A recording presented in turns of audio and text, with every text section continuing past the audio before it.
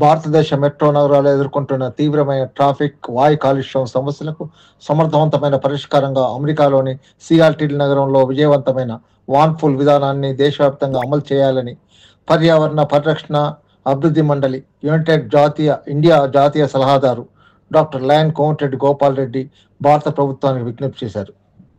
ఒక్కో వాన్లో 5 నుంచి 12 మంది ఉద్యోగులు ప్రయాణించే ఈ కమ్యూనిటీ ట్రాన్సిట్ మోడల్ ఒక్కో వ్యాన్లో రోడ్డుపై నుంచి 10 కార్లను తొలగిస్తుంది అనే సూత్రంపై ఆధారపడి ఉంది.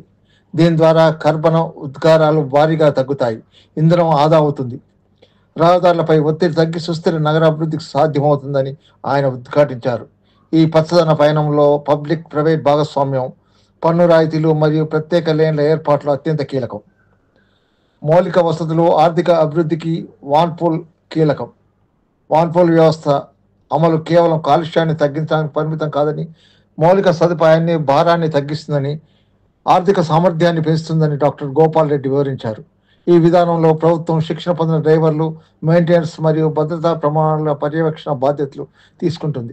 తద్వారా ఖరీదైన రోడ్ల విస్తరణ అవసరం తగ్గుతుంది, ట్రాఫిక్లో వృధా అయ్యే ఉత్పత్తి సమయం ఆదా అవుతుంది.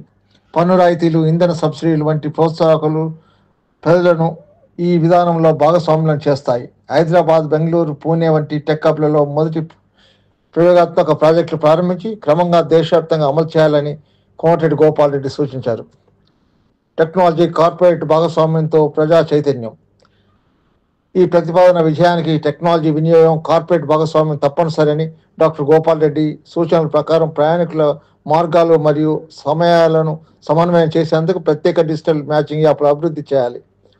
పెద్ద కంపెనీలు తమ ఉద్యోగుల ప్రయాణాలకు ఆర్థిక సహకారం అందించేలా ప్రోత్సహించాలి. అంతిమంగా పర్యావరణ పరిరక్షణలో విజయం సాధించాలంటే ప్రజా చైతన్యం పెరగాలని కోమటిరెడ్డి గోపాల్ రెడ్డి పిలుపునిచ్చారు. ఒక్కొక్కరికి ఒక వాహనం అనే సంస్కృతిని తగ్గించి పంచుకునే ప్రయాణం, పచ్చదనం అనే నినాదాన్ని ప్రజల్లోకి తీసుకెళ్లాలి. ఈ సమిష్టి కృషితో భారతదేశ కాలుష్య రహిత భవిష్యత్తు వైపు బలంగా అడుగు వేయగలదని, సుస్థిర నగరాభివృద్ధికి లక్ష్యాన్ని చేరుకోగలదని కోమటిరెడ్డి గోపాల్ రెడ్డి ఆశాభావాన్ని వ్యక్తం చేశారు.